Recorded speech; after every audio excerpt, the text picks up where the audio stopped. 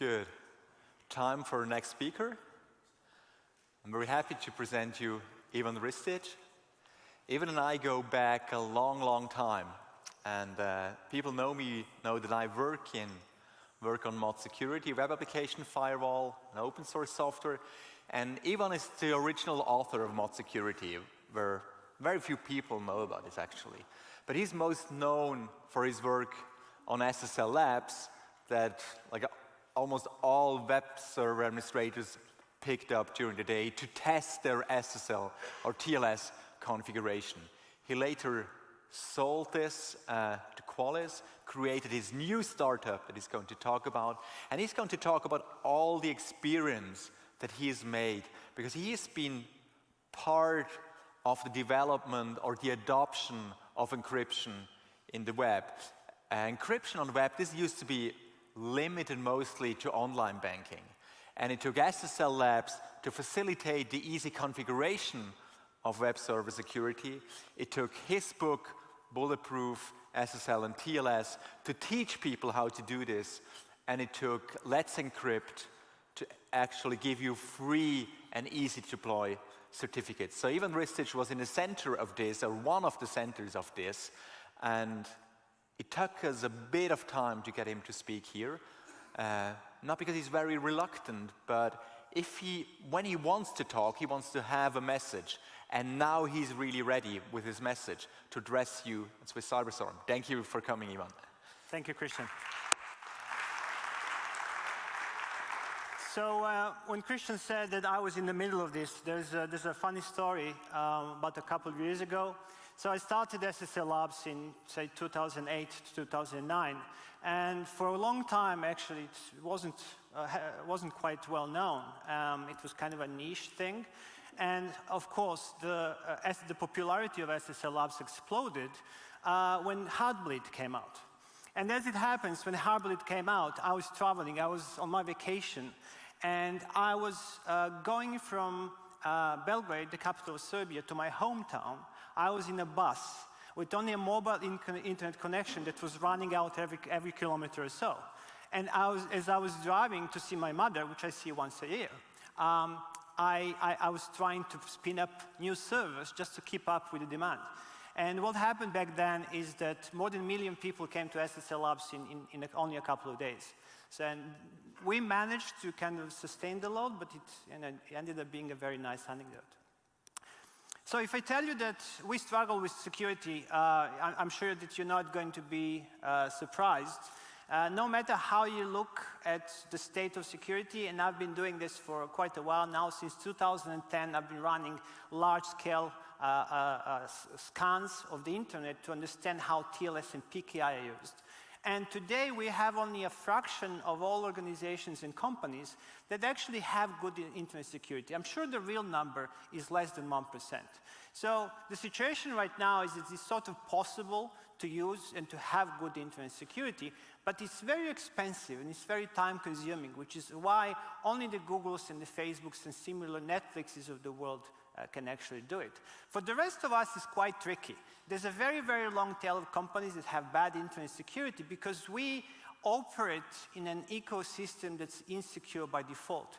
Even if you know what you're doing, which is kind of difficult because you have to spend a lot of time practicing and trying and learning, you actually have to operate in an insecure ecosystem. And you're forced often to use tools that are insecure and you have no choice. When you look at how developers operate and which libraries they use, it's largely a popularity contest. And then whoever comes first with a library or with a good tool wins, even though security may not be adequate. So we actually have, this is a really big problem.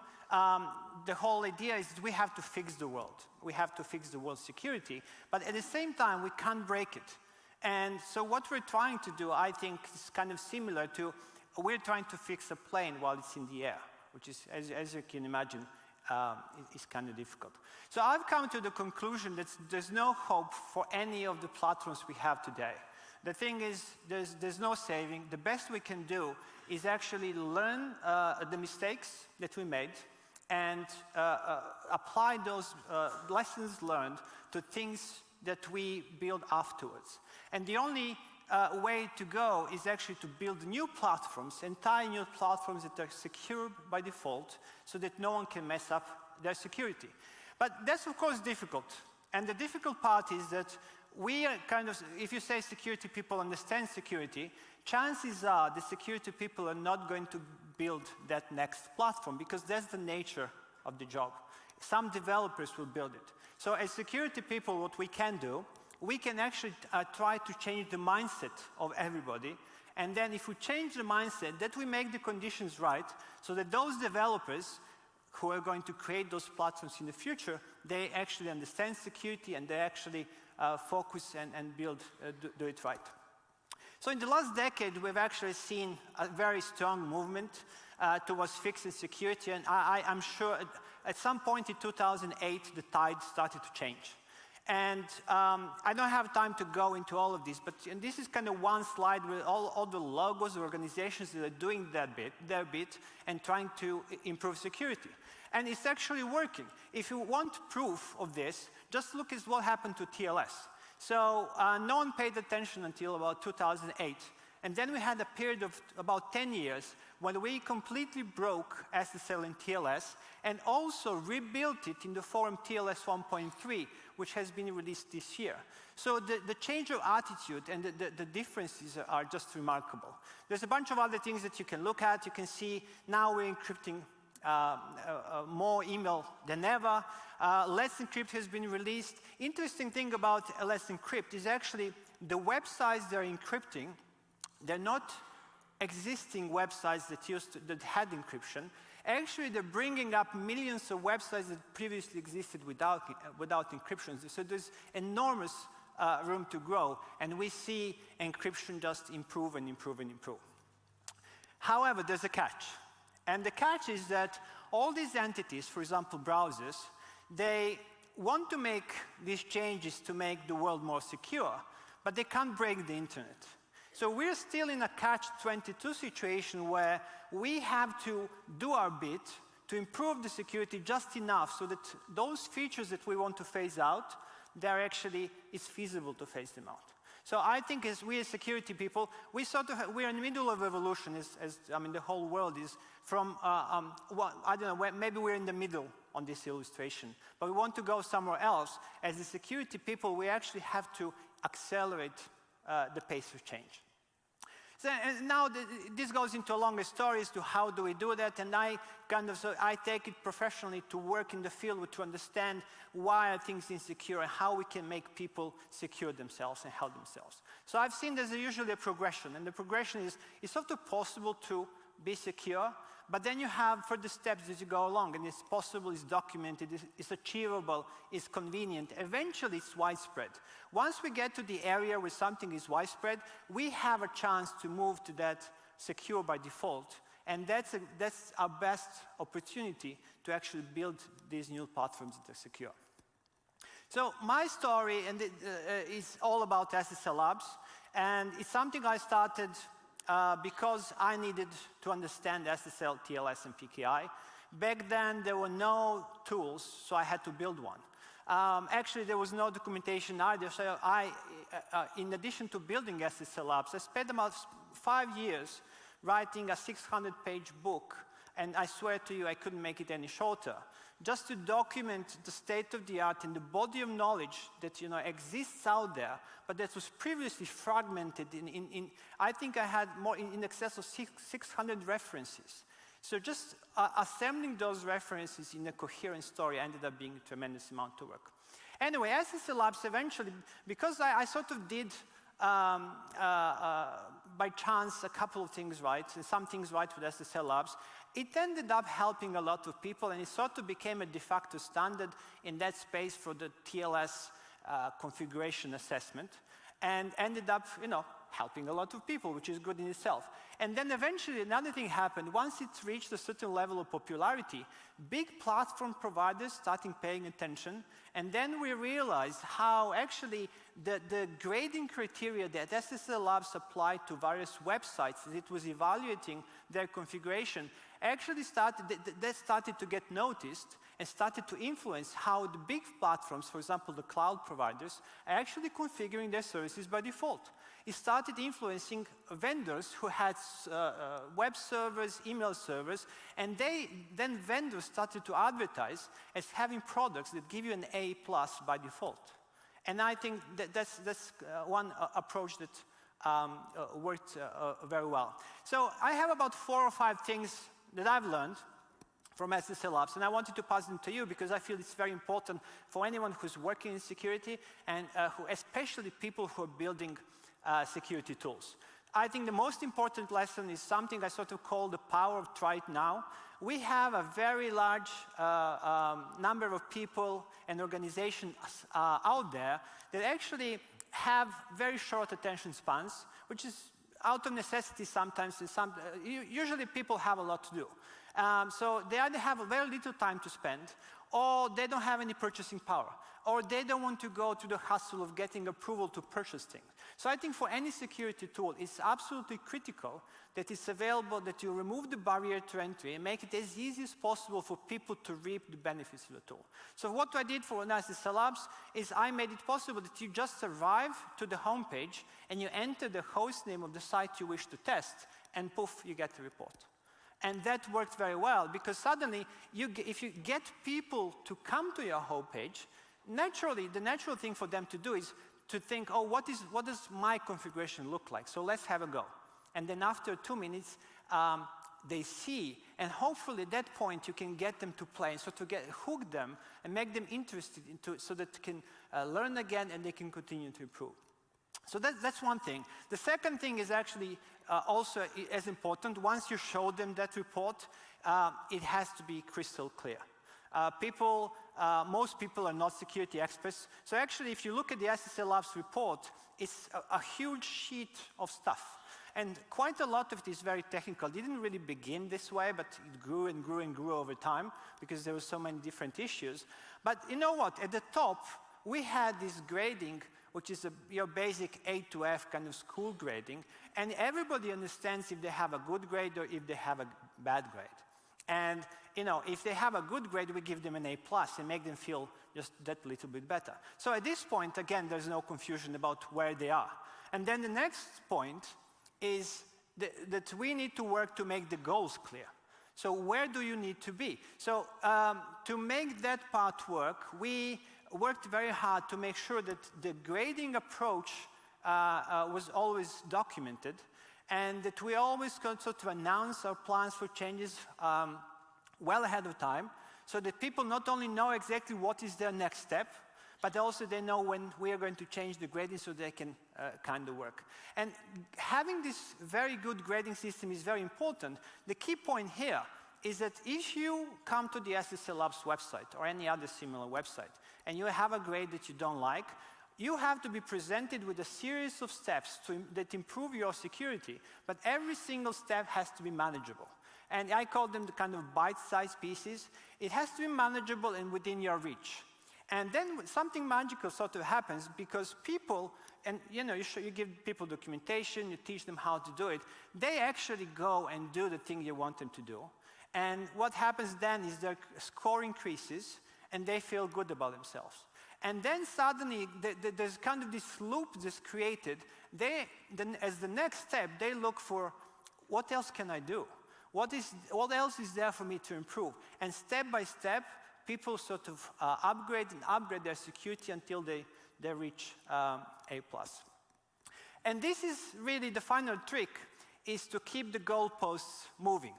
Once people reach A+, that's not enough. So what I did at SSL Labs, actually, we kept changing the grading criteria for 2 reasons. First, if anything new happened, and we had a new disclosure that we had to react, so that was obvious. But we had a kind of scheduled yearly update, and we made the criteria just a little bit stricter. Our grading was never too technical, so we never tried to make it kind of very exact. Our whole approach was actually to make SSL Labs grading into a game that people will want to play. because it was never my goal to make people have perfect configuration. I felt that it was much more interesting to get people to play, because once they play, you get into that loop and they continue to improve their security forever. So I have sort of an example, if you can see on the screen above me. So Ssl Pulse is another project I had at Ssl Labs, basically since 2012, so about 6+ years now. We kept an eye on the key parameters of about 150,000 most popular websites in the world. And you can see here that I think we pretty much didn't pay much attention until Heartbleed, so that's about 2014, and that's when we started really to properly play with the grading system. Every time we made a change that made the criteria stricter, the number of well-configured sites went down, but the ecosystem just bounced back up. And this is the whole point, and this is kind of why I feel grading is very important for every single security tool. And finally, there's one final component, which is all about awareness. When initially Ssl was initially released, my recollection is that I was sort of in a conference call every other week with this CEO or that CEO, and they were trying to convince me that we are wrong in how we grade these systems, and the security issues are not real. And I had to spend a lot of time in these conference calls, and then many years after, I noticed that at some point, this conference call stopped. And I sort of speculate that what had happened is that eventually people accepted that their configuration is out there in the public eye. And I think that there's an important point to make about awareness, because when you're aware of these issues, we are no organization is an island. Every single organization will have vendors and will have suppliers. So we have to be aware of our security issues, so the conversations begin between suppliers and vendors and so on and so forth.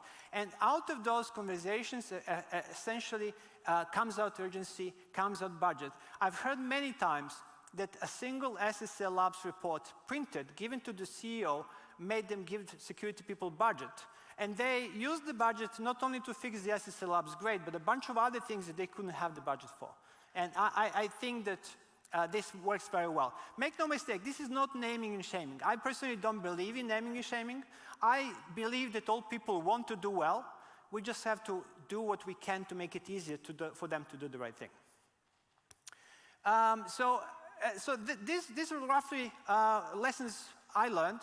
And many years afterwards, after the fact, I started to think about Ssl Labs and how it went along. And I started to research about psychology and sociology, and it's not very surprising if I tell you that actually these are things that other people think about and have thought about a lot. One particular very interesting book that I came across is called Flow. It's the psychology of optimum experience. And actually, I found about this book in a white paper about a card game called Elevation Privilege, which is all about using cards in games to create threat models.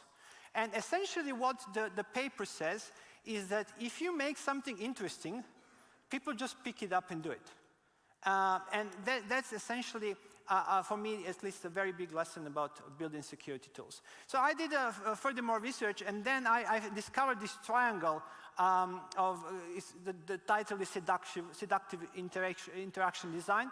And I think it illustrates exactly what sort of tasks we're faced with building security tools. And I think it's pretty safe to say most security tools, if they're good, they will be in the bottom two layers of the triangle, and essentially they're functional. But if you go further up, some interesting things happen. If you make a tool easy to use, then more people will use it. And then at the top of the triangle, the top two layers, if you make it interesting and fun for people to use it, and if you make it meaningful, then actually you get the maximum results and people use it. So, and I have this as a proof of sorts. What you're seeing right now is a photo that I received from my Ssl Labs users at some point via Twitter. I've removed their identity, but what happened here is that they discovered Ssl Labs via word of mouth. They came to the Ssl Labs website. Initially, they had a C.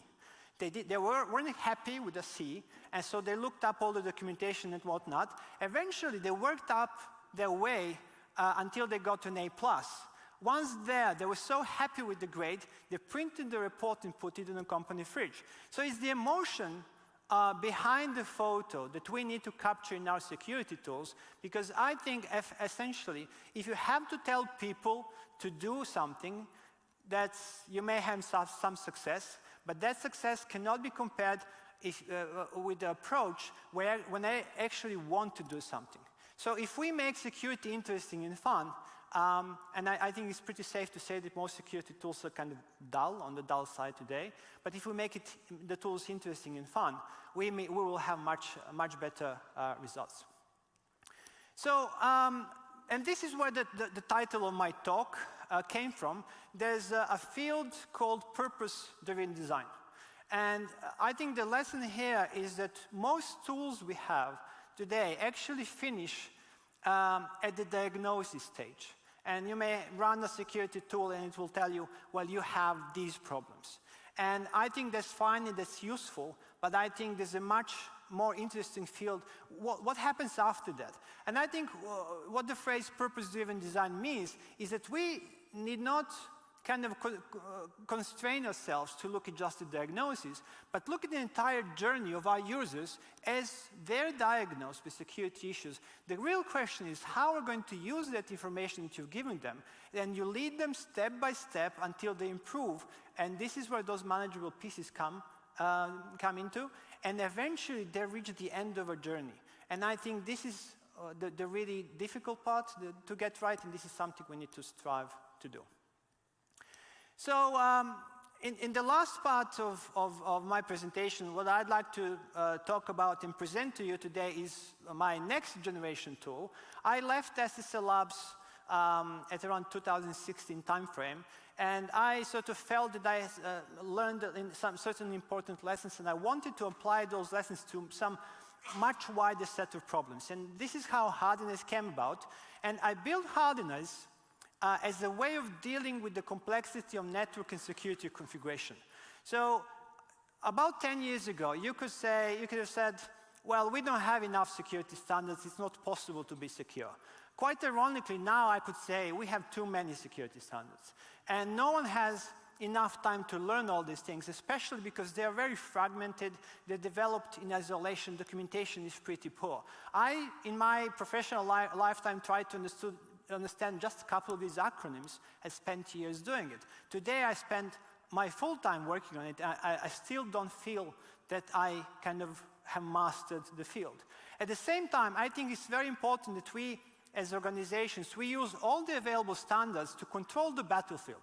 And I think this is another interesting point, whereas if you use all the standards that are available to you, you control the battlefield and you force your adversaries to battle you on your terms. So you make yourself strong, you make yourself resilient, and that's how you achieve much better security. And in the process, you create a strong security culture within your organization, and that's what's really going to get you going. Because as you will have heard many times, security is a process. It's not something where you can arrive.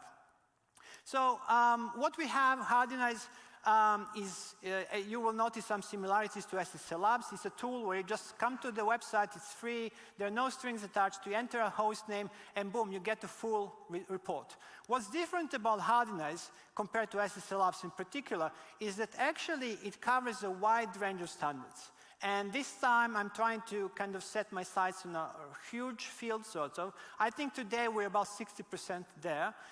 We start with DNS configuration over DNSSEC, over email, all the various email standards, then moving into web application security, TLS and PKI. And the goal with Hardiness is that it becomes an essential free resource that's going to give you a very comprehensive and deep analysis, automating hundreds of little things, and give you a definitive answer whether you have good security today. So if you look at the report, we actually spent a lot of time trying to design Hardiness so that it's interesting and it's something people can understand. We have a much bigger challenge here because we have a huge number of these standards to deal with, and we kind of settled on a semaphore system and on a simple report card where you can look and sort of see what all the standards are there, what you're doing well, what problems you have, and wherever you see some gray bits, well, then you know that there's some opportunities there for you to improve.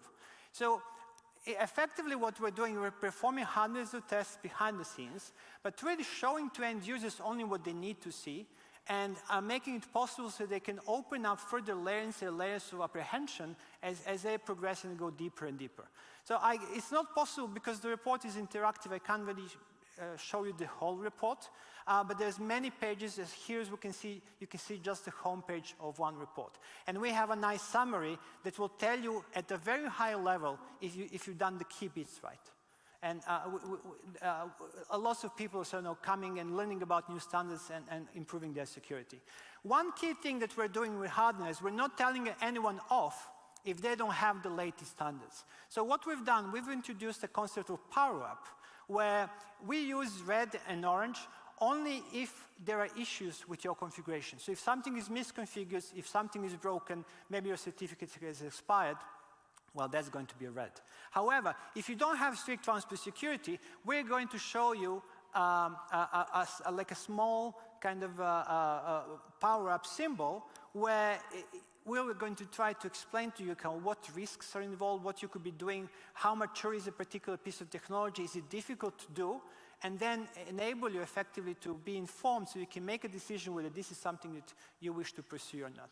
And we are hoping that over time we'll expand this educational component so that you not only are diagnosed, so to speak, but also you learn about new standards and continue to improve. For example, just today we added support for SMTP TLS reporting, which is a brand new standard that facilitates sending reports from one email server to another if it's not able to connect and deliver email securely.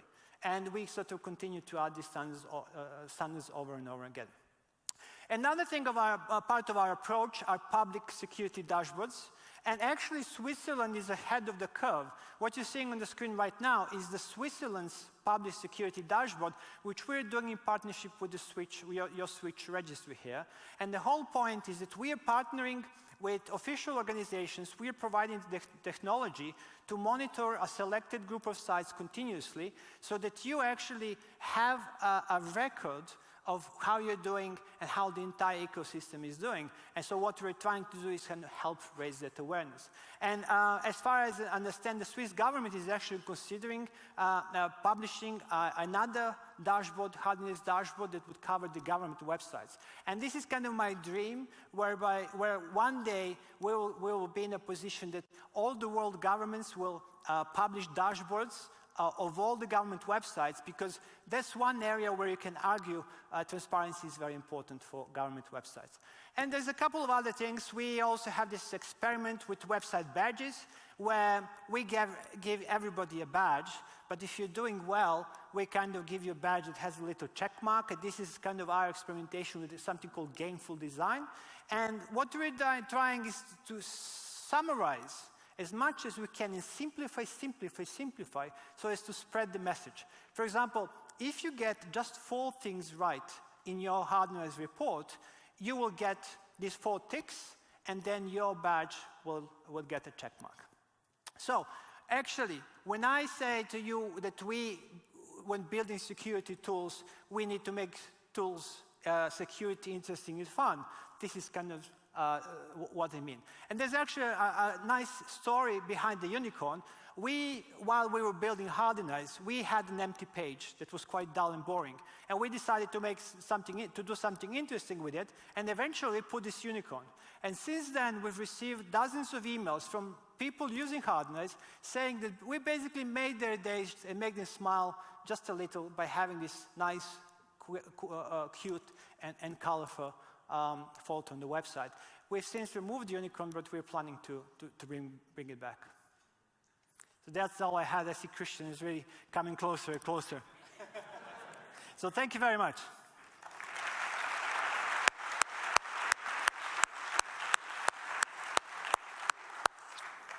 We have a couple of minutes to kill. Let's take some questions. There's one over there. Yeah. Asta. Hey, Ivan, that was a great talk. Thank you so much.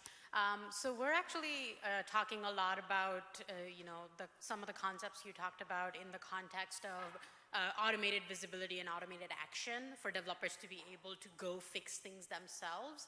One of the things that we've been sort of struggling with is, there's two camps in our team about should we be showing developers the information about how did they end up in a particular bucket for risk, or how did they end up with certain security controls they should do? Like, should we show them that information or not? Because, there's some folks in the team that think, oh, okay, like if I was them, then I would want to know how I got here. Versus some folks are like, no, the thing you said about kind of simplify as much as possible. So curious for your thoughts on that. So I think you make a great point. I think there's a lot of complexity here, and maybe just dumping all that complexity to developers is not going to be very productive. I think perhaps you should kind of control the amount of information that you kind of sharing with them or showing to them so that they can be effective in their jobs. Because it's about those manageable pieces. So what I would do, I would show them the next steps. So not have them worry about all the, like when you're configuring TLS, there's a progression of 5, 6, 7, 10, 9 steps that you need to follow, and everyone has to follow the one behind. So they only need to focus on the next thing. So there's an interesting aspect of hardness that I want to explore, which is basically using it with custom security policies so you can inspect your staging environments. And here's the one idea that I have. The idea is that in a staging environment, you have two policies, not one, or at least two. You have one policy that's active today, but you also have another policy that you say, maybe this is the next year's policy. And what happens there, even though you're not going to enforce this next year's policy, you create a feedback loop where developers actually start to think, and somewhere in the back of their mind, they realize, oh, we have these new standards, and perhaps this is something we can consider, we can learn about. And then if you say, well, it's going to be mandatory from June 2019, now instead of kind of throwing a bunch of things at them, what actually happens, they have 6 months, and they can kind of spend that time effectively, manage their own time, and be successful with the policy in 2019. That's a great point. It also probably addresses you don't feel like you're moving the needle on them, right? Yeah. Like they know where they're trying to get to. Thank you. Very good. Additional questions? Raphael has one. Is there a mic for Raphael? The mic is gone.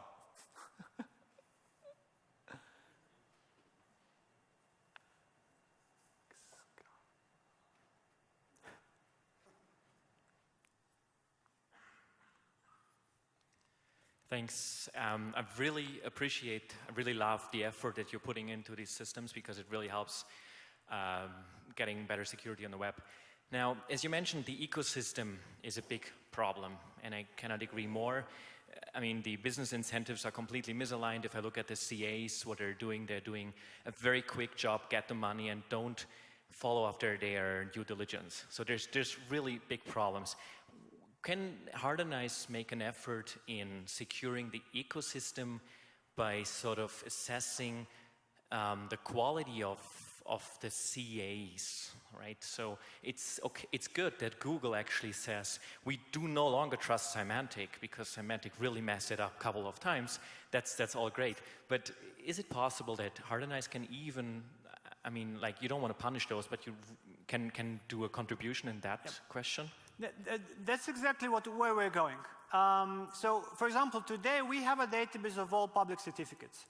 It's not something that's visible on the website. It's part of our commercial product. But we have a database that's close to 1 billion certificates. And we have very good visibility into which CAs issue certificates of what types and how these certificates are configured and designed and so on. So over time, what we'll do, we'll start to mine the data. And we'll make as much of the data that's kind of analyzes the ecosystem, we'll make it available to the public. I think that in combination with dashboards, for example, there's a really strong kind of direction right now for European registries so that each registry will have a dashboard of, say, top 1,000 websites in a country.